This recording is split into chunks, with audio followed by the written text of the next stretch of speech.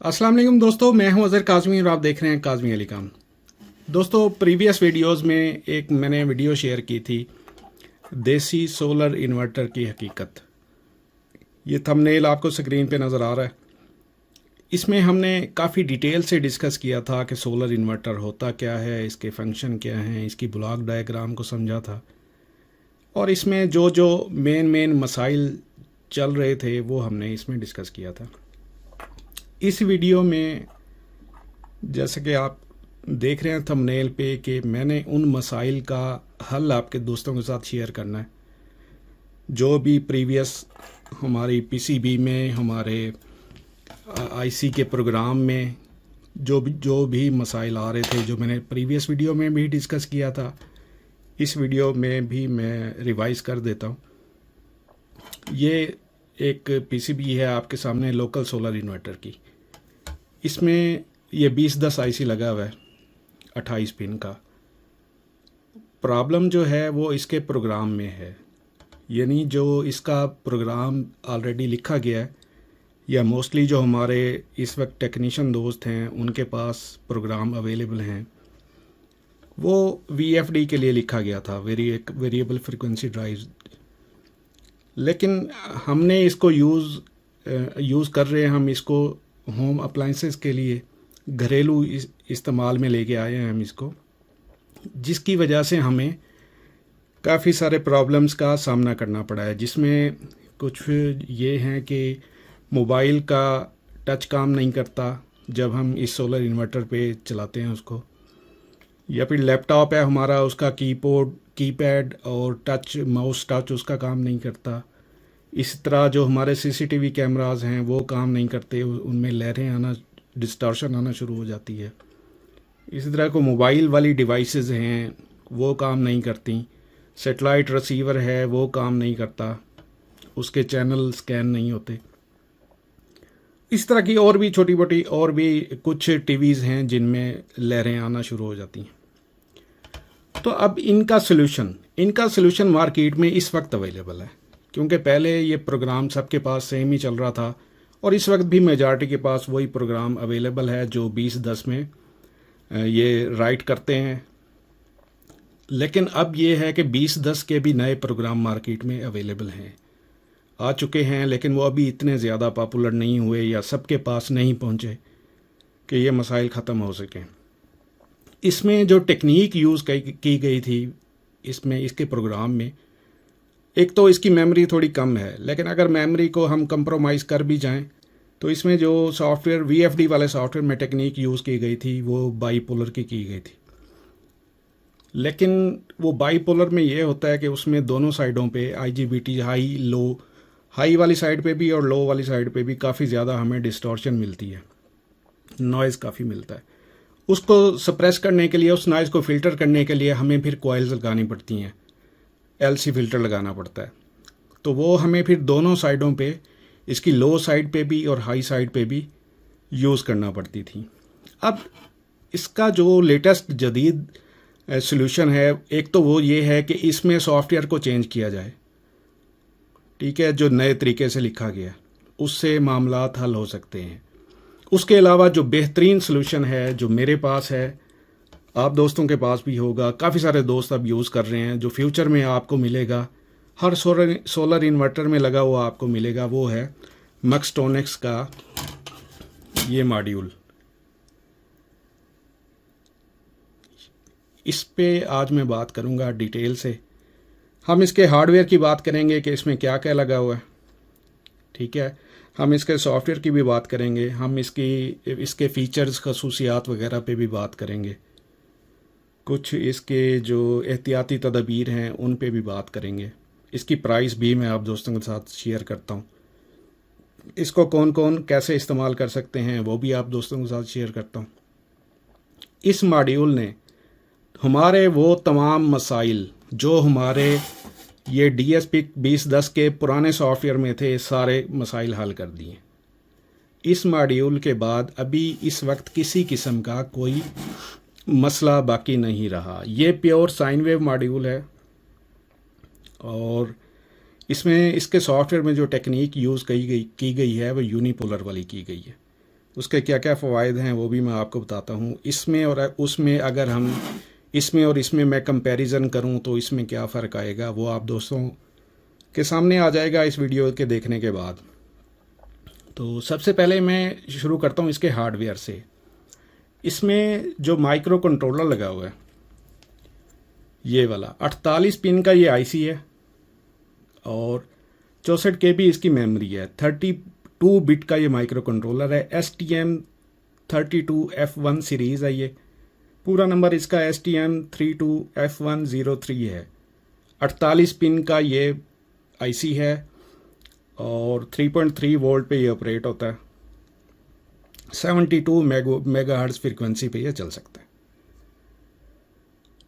ये इसका main IC हो गया। इसमें जो सीपीयू यूज़ किया गया है वो आर्म कोर्टेक्स M3 यूज़ किया गया है, जो कि इंतहाई फास्ट सीपीयू है।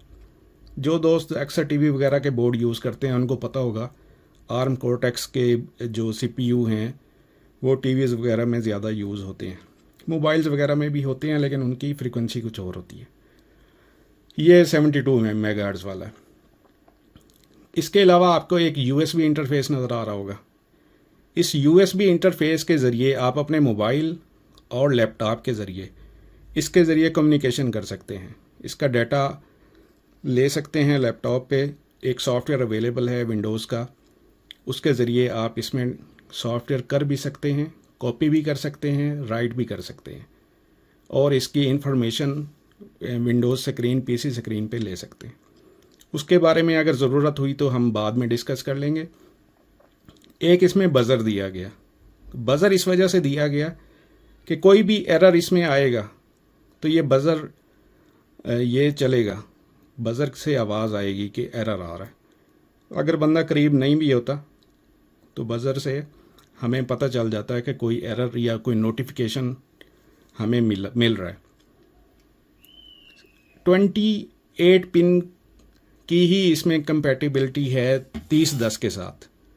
वैसे ये इसमें पिनें ज़्यादा भी हो सकती थी, लेकिन क्योंकि हमारे पास जो तकरीबन 99% बल्कि 100% ही कह लें, अब से 2024 या उससे प्रीवियस 2025 से पहले जितने भी सोलर इन्वर्टर हमारे पास मौजूद हैं मार्केट में, घरों में लगे हुए हैं, वो सारे 2010 आईसी यूज़ कर रहे थे। तो ये 2010 आईसी जो है ये है 28 पिन का। ये 28 पिन का है तो इसी की कंपैटिबिलिटी में ये भी 28 पिन का बनाया गया है ताकि ये इस आईसी को रिप्लेस किया जा सके। ये बिल्कुल सिंपल है। इस आईसी को निकालना होता है, निकाल के इसको लगा देना, किसी किस्म की कोई भी तब्दीली नहीं करनी। ठीक है, ये इस पे ऐसे लग जाता है। अभी तो इस पे बेस लगी हुई है, लेकिन इसको हमने डायरेक्ट लगाना होता है मेन पीसीबी में और सोल्ड करना होता है, इसको बेस में नहीं लगाना होता। ये लगा कौन कौन सकता है जी? इस वक्त जो नए सोलर इन्वर्टर तैयार हो रहे हैं, मोस्टली हमारे जो टेक्नीशियन दोस्त हैं वो ये मॉड्यूल यूज़ कर रहे हैं, और भी यूज़ कर रहे हैं मार्केट में इस वक्त, और भी अवेलेबल हैं, लेकिन मोस्टली की बात कर रहा हूँ। जो मेरे इन्फॉर्मेशन मेरे बेस्ट नॉलेज में है वो ये है कि ये वाला मॉड्यूल इस्तेमाल हो रहा है। इसमें 2 किस्म के मॉड्यूल हैं। एक ये आपके सामने है, ठीक है, दूसरा ये वाला है। इसमें और इसमें फ़र्क सिर्फ ये है, ये बग़ैर वापडा शेयरिंग के है, इसकी कास्ट 1500 रुपये है। ये वापडा शेयरिंग के साथ है, इसकी कास्ट 2000 रुपये है। और इनकी कास्ट तकरीबन फ़िक्स ही है, जब से ये लॉन्च हुए हैं इसमें किसी किस्म की कोई वेरिएशन नहीं है। अगर इसके साथ एक अदद सीटी कॉइल, कुछ वायर्स और 16:2 वाली LCD का पैकेज जो है वो अगर इसके साथ लिया जाए तो फिर इसकी कास्ट 2625 रुपये इस वक्त मार्केट में कंपनी की जो प्राइस है, रिटेल प्राइस है, वो इस वक्त 2625 रुपये मार्केट में अवेलेबल है। अगर ये ना लेना चाहें तो ये कंपलसरी नहीं है, सिर्फ आप ये अलग से मॉड्यूल ले सकते हैं। अगर आप वापडा शेयरिंग करना चाह रहे हैं तो ये वाला मॉड्यूल आपको मिल जाएगा। अगर आप वापडा शेयरिंग नहीं करना चाह रहे, सिंपल आप बग़ैर वापडा शेयरिंग वाला मॉड्यूल लेना चाह रहे हैं तो ये वाला मॉड्यूल आपको मिल जाएगा। अब इसकी बात कर लेते हैं कि इसमें ये मैंने आपको चीज़ें तो बता दी कि हार्डवेयर में इसमें मेन जो चीज़ें हैं। इसके अलावा एक और मेन चीज़ है, इसमें यार्ड कनेक्शन दिए हुए हैं, यानी कि जे टैग इसको कर सकते हैं हम। वो भी हम इस पर्पज़ के लिए करते हैं कि या तो इसमें सॉफ्टवेयर इंस्टॉल करना हो या फिर इससे सॉफ्टवेयर हमने कॉपी करना हो, दूसरे मॉड्यूल्स में इंस्टॉल करना हो। ये जब आपको मिलता है तो इसमें ऑलरेडी सॉफ्टवेयर इंस्टॉल होता है। मोस्टली जो हमारे 95% लोग हैं वो ये 16:2 वाला डिस्प्ले ही यूज़ करते हैं, तो उसके लिए ऑलरेडी इसमें सॉफ्टवेयर है। अगर आप इनका कोई दूसरा डिस्प्ले जो कि दूसरे डिस्प्ले हाइब्रिड में अवेलेबल है, 20/4 में अवेलेबल है, TFT में भी अवेलेबल हो सकता है फ्यूचर में, फ़िलहाल अभी अवेलेबल नहीं है, तो वो उसके लिए फिर आपको जो मॉड्यूल मिलेगा जो आप ऑर्डर करेंगे तो उसके साथ वही सॉफ्टवेयर आपको मिलेगा। ठीक है जी। अब इसकी कुछ मैं खसूसियात की बात करता हूँ जो इसको 20/10 से नुमायाँ बनाती हैं, मुख्तलिफ, यानी जो इसकी करैक्टरिस्टिक्स हैं, इसकी कारकर्दगी की, वो बेहतर आपको समझ आएगी कि ये बेहतर क्यों है। मैंने आपको पहले बताया कि ये साइनोसाइडल पल्स वाला मॉड्यूल है, प्योर साइन वेव है। इसमें जो टेक्निक यूज़ की गई है उसमें फ्रीक्वेंसी को फिक्स रखा गया, 50 हर्ट्ज़ की फ्रीक्वेंसी फिक्स है, जबकि जो इसमें पुराना VFD वाला सॉफ्टवेयर होता था, जैसे कि नाम से जाहिर है कि वेरिएबल फ्रीक्वेंसी ड्राइव, तो उसमें फ्रीक्वेंसी को फिक्स नहीं रखा गया था। उसमें फ्रीक्वेंसी लो या हाई होती रहती है, वो लोड के हिसाब से होता है।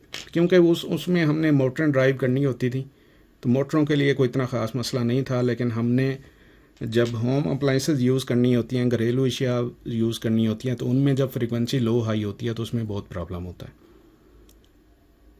और इसमें IGBT की प्रोटेक्शन रखी गई है, कुछ इस साइड पे हार्डवेयर में और कुछ इस साइड में हार्डवेयर में कंपोनेंट्स हैं जो कि IGBT को प्रोटेक्ट करते हैं। उस सूरत में अगर इसमें किसी किस्म का कोई प्रॉब्लम आ जाए तो हमारे IGBT सेफ रहेंगे।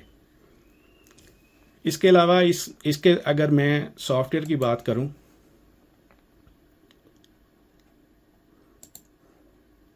तो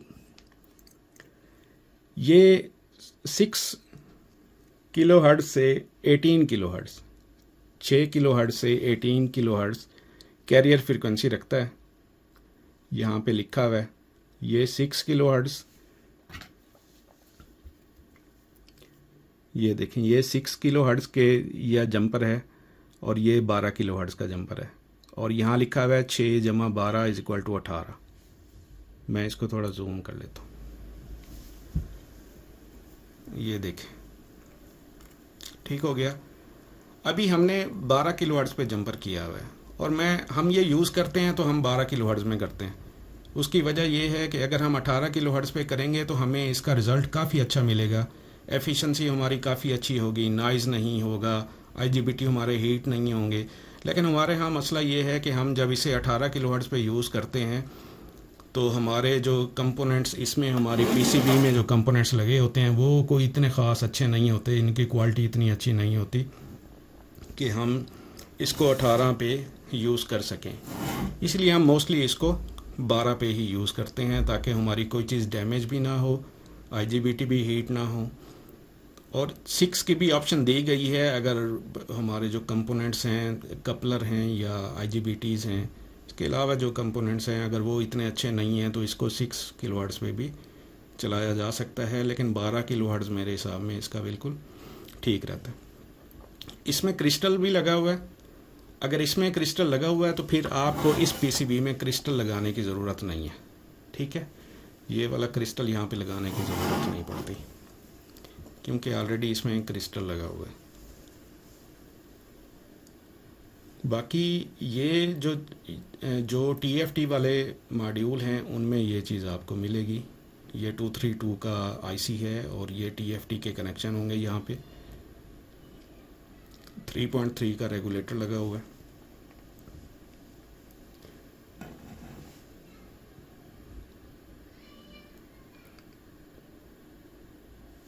इसमें ये ट्रांस रिसीव के कनेक्शन है, 3.3 वोल्ट इसको देंगे, ग्राउंड है, ट्रांस है, रिसीव है, ये यहाँ पे रिसीव है। ये यूनिपोलर टेक्निक इसमें जो है वो यूज़ की गई है। इसकी एक साइड जो है वो हाई होती है और एक साइड जो है वो लो होती है, यानी एक 50 हर्ट्ज़ वाली होती है और एक जो है वो हाई होती है। जो हम इसमें कॉइल यूज़ करेंगे वो हम हाई साइड वाली करेंगे। इसमें जो मैंने आपको बताया कि हम 2 कॉइल्स यूज़ करते थे, इसमें हम 2 कॉइल्स यूज़ करते थे, लेकिन इसमें हमें सिर्फ एक कॉइल यूज़ करनी है, दूसरी कॉइल हमारी यूज़ नहीं होती, तो कॉइल का ख़र्चा हमारा बच जाता है। क्योंकि एक साइड पे 50 हर्ट्ज़ है और दूसरी साइड पे हाई फ्रिक्वेंसी है, हाई फ्रिक्वेंसी वाली साइड पे हमने कॉइल यूज़ करनी होती है। सबसे मज़े की बात यह है कि इस मॉड्यूल को जब आप लगाते हैं तो इस पीसीबी में आपको किसी भी कंपोनेंट की तब्दीली की ज़रूरत नहीं है, ठीक है, चाहे वो एम्पेयर के लिए है, वाटेज के लिए है, किसी भी मकसद के लिए है। कोई फीडबैक रेजिस्टेंस आपको चेंज करने की ज़रूरत नहीं है, कोई वेरिएबल लगाने की ज़रूरत नहीं है। सारी कन्फिगरेशन कैलिब्रेशन इसमें इसके सॉफ्टवेयर में अवेलेबल है। इसके सॉफ्टवेयर में आप आउटपुट वोल्टेज की सेटिंग कर सकते हैं, वीएमपीपी की सेटिंग कर सकते हैं। इसमें साइन वेव और मॉडिफाइड साइन वेव दोनों की ऑप्शन आपको मिल जाती है। इसमें एक सॉफ्ट स्टार्टर की ऑप्शन भी अवेलेबल है, जिसको अगर आप ऑन करके इनेबल करके रखेंगे तो इन्वर्टर को ऑन करते हुए जो भी इस पे टार्क लोड होगा वो सॉफ्टली स्टार्ट होगा, झटका नहीं लगेगा।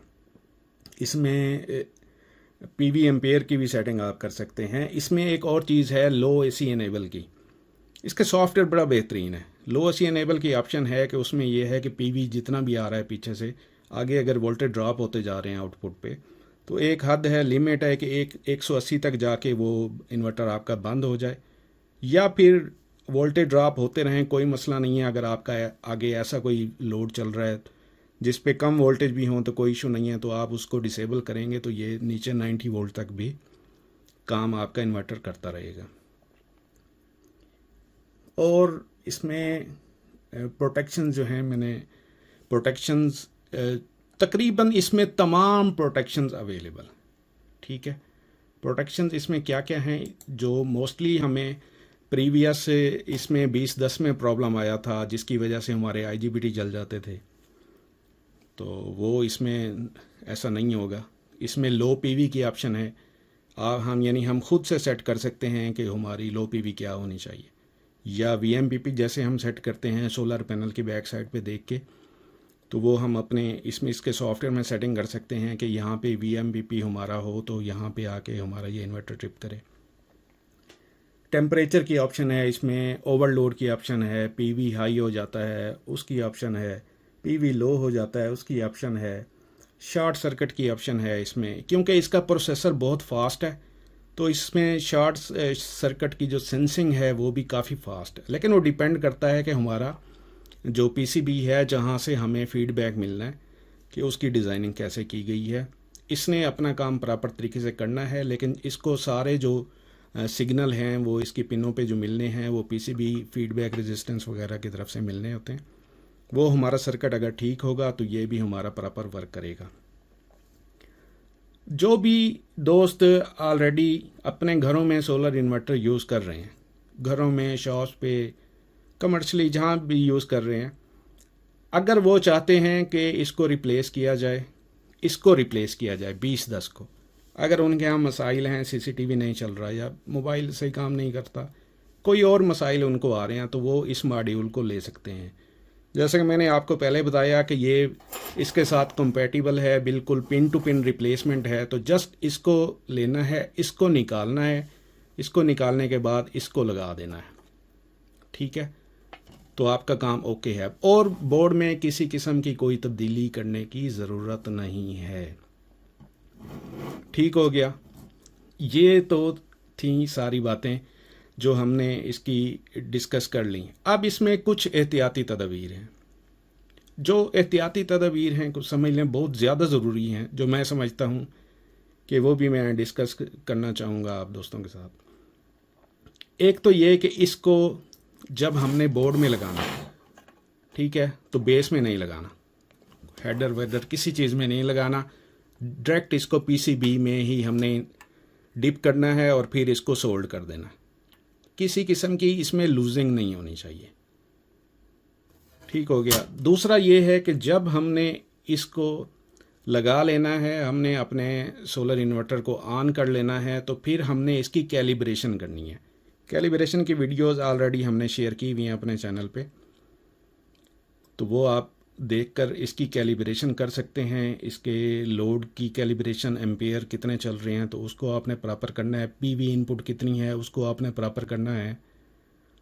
इसी तरह आपने सारी कैलिब्रेशन इसकी, जो भी प्रोटेक्शंस आप जिस तरह से चाहते हैं अपने पैनल्स के हिसाब से, वीएमपीपी क्या सेट करनी है या ओवरलोड या पीवी इनपुट क्या सेट करनी है, वो आपने इसकी कैलिब्रेशन ज़रूर कर लेनी है। ठीक है, ये जो इसकी एहतियातें थीं वो यही थीं। अब वो मैंने पहले बता दिया आपको, वापडा शेयरिंग वाला आपने लेना है या बगैर वापडा शेयरिंग वाला लेना है, वो आपकी मर्ज़ी है। प्राइस भी मैंने आपके साथ पहले शेयर कर दी है दोनों मॉड्यूल्स की, बल्कि तीसरे की भी अगर आप एलसीडी साथ में लेते हैं। 3 किस्म की एलसीडी इस वक्त जो हैं इनके साथ आपको मिल जाती हैं, इनकी साइट पे भी अवेलेबल हैं मैक्सट्रॉनिक्स की। एक 16:2 वाली एलसीडी है जो मैंने आपको दिखाई है, एक 20:4 वाली है जिसमें 20 और 4 रोज़ हैं, और एक हाइब्रिड डिस्प्ले है। हाइब्रिड डिस्प्ले वाली एलसीडी जो हम यूज़ कर रहे हैं ऑलरेडी, उसका इन्वर्टर भी तैयार है, मेरे पास मैंने मंगवाया हुआ है, वो मैं आपको नेक्स्ट वीडियो में शेयर करूँगा, दिखाऊँगा आपको ये कैसे प्रॉपर वर्क कर रहा होता है। इसमें एक एलईडी भी लगी हुई है। एक तो मैंने आपको बताया कि इसमें 2 चीज़ें मैंने एक पहले डिस्कस कर चुका हूँ मैं आपको। एक इसमें एलईडी की ये ऑप्शन है, यहाँ पे एक एलईडी लाइट लगी हुई है जो ब्लिंक करती रहती है, तो इसका रनिंग स्टेटस पता चलता रहता है कि हमारा माइक्रो कंट्रोलर सही तरह से वर्क कर रहा है। दूसरा, इसमें एक यहाँ पे जंपर दिया गया है, ये इंडक्टर वाला। अब जो दोस्त इसे इस्तेमाल करेगा, उसने जो इसकी सेफ्टी प्रिकॉशन जो मैंने आपको बताई हैं वो करने के बाद जब ये ऑपरेशनल हो जाएगा, तो सबसे पहले आपने लोड पे इसका अपना मोबाइल लगा के देख लेना है कि उसका टच काम कर रहा है या नहीं कर रहा। जैसे कि मैंने आपको बताया कि इसमें सिर्फ एक कॉइल यूज़ कर सकते हैं, दूसरी कॉइल यूज़ करने की ज़रूरत नहीं है। एक हाई फ्रिक्वेंसी वाली साइड होगी, एक 50 हर्ट्ज़ वाली साइड होगी। कॉइल हमने हाई फ्रिक्वेंसी वाली साइड पे यूज़ करनी है। लेकिन अब हमें मालूम नहीं है कि इस पीसीबी में हमारी जो कॉइल थी 2 भी लगी रहें तो कोई हर्ज नहीं है, जो ऑलरेडी अगर आपकी 2 लगी हुई हैं तो कोई इशू नहीं है। ठीक है, जब आप नया यूज़ कर रहे हैं तो उसमें आपने 1 लगानी है, तो आप किसी भी साइड पे लगा लें, कोई मसला नहीं है। जब आप ये लगाएंगे तो आपने चेक कर लेना है कि आपका स्मार्टफोन जो है उसका टच सही काम कर रहा है या नहीं कर रहा। अगर सही काम कर रहा है तो फिर ठीक है, आपने इसमें किसी किस्म की कोई तब्दीली नहीं लानी। अगर वो सही काम नहीं कर रहा तो फिर आपने इसको, अगर ये जंपर क्लोज है जैसे यहाँ पे है, ठीक है, मिला हुआ है आपस में, तो इसको आपने अलग कर देना है। जैसे ये अलग है, इस तरह आपने इसको अलग कर देना है, जंपर को ख़त्म कर देना है, हटा देना है, तो वो आपकी ऑटोमेटिकली कॉइल दूसरी डायरेक्शन पे पहुंच जाएगी। यानी ये दूसरी डायरेक्शन सेंस करने लगेगा। अगर आपका मोबाइल टच वगैरह बिल्कुल ठीक काम कर रहे हैं, फिर इसको छेड़ने की ज़रूरत नहीं है। अगर आपका मोबाइल टच सही काम नहीं कर रहा तो इसका मतलब है कि आपकी जो कॉइल है 50 हर्ट्ज़ वाली साइड पे लगी हुई है, जबकि उसको हाई फ्रिक्वेंसी वाली साइड पे होना चाहिए था। फिर आपने इस जंपर को छेड़ना है। ओपन है तो क्लोज़ कर देना है, क्लोज़ है तो ओपन कर देना है। इससे आपका मसला हल हो जाएगा। अब बात यह है कि कंपनी भी ये सेल कर रही है होलसेल रेट में। अगर किसी को 1 पीस चाहिए, 2 पीस चाहिए तो घर बैठे मंगवा सकता है।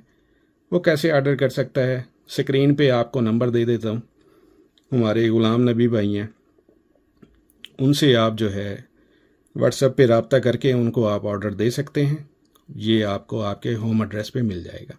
प्राइसेस मैंने ऑलरेडी शेयर कर दिए हैं, प्राइसेस वही रहेंगी जो कि कंपनी की रिटेल प्राइसेस हैं। जब ये आपको मिलता है तो इसमें ये पिन हेडर सोल्ड नहीं हुए होते। प्रीवियस वीडियो में मैं बता चुका हूँ शेयर कर चुके हैं हम कि इनको कैसे सोल्ड करना है। वो 2 मिनट का काम है, आप इनको इजीली वो वीडियो देख के अपने ये सोल्ड कर सकते हैं और इसको इस्तेमाल में ला सकते हैं। अगर कोई डोमेस्टिक यूज़र है वो सोल्डरिंग आयरन चलाना नहीं जानता और वो इसको खुद घर बैठ के इंस्टॉल करना चाह रहा है, तो वो हमारे जो गुलाम नबी भाई हैं उनको ऑलरेडी आप बोल देंगे तो वो आपको ये सोल्ड करके भेज देंगे, रेडी करके भेज देंगे, ठीक है। लेकिन फिर भी आपने इसको इंस्टॉल करने के बाद ये अपना इंडक्टर कॉइल वाला जो जंपर है उसको आपने देखना है अपना मोबाइल इस्तेमाल करके कि वो आपका प्रॉपर वर्क कर रहा है या नहीं कर रहा। इसको इंस्टॉल करने से आपके तमाम मसाइल हल हो जाएंगे। अगर आपके पास सोलर पीवी काफ़ी अच्छी है, पैनल आपने काफ़ी ज़्यादा लगाए हुए हैं, तो फिर आप इसको रिकमेंडेड है कि प्योर साइन वेव पे ही रखें।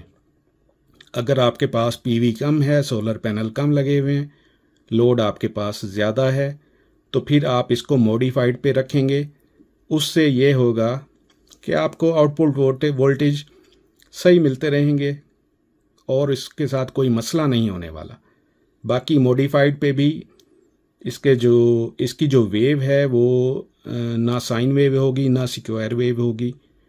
उसकी स्क्वायर वेव को काफ़ी राउंड किया हुआ है, काफ़ी अच्छी मॉडिफाइड वेव बनाई हुई है इसकी, जिसमें आपका मोबाइल टच भी काम करेगा, सीसीटीवी कैमरास भी काम करेंगे, बाकी भी जितने मसाइल हैं वो सारे ठीक रहेंगे, उसमें कोई इशू नहीं है। लेकिन अगर पीवी आपकी अच्छी है, सोलर पैनल आपके ज़्यादा हैं, तो फिर आप इसको प्योर साइन वेव पे ही सेट करें। ये थी दोस्तों आज की वीडियो। उम्मीद करता हूँ आपके नॉलेज में काफ़ी इजाफा हुआ होगा। नेक्स्ट वीडियो तक के लिए अल्लाह हाफिज़।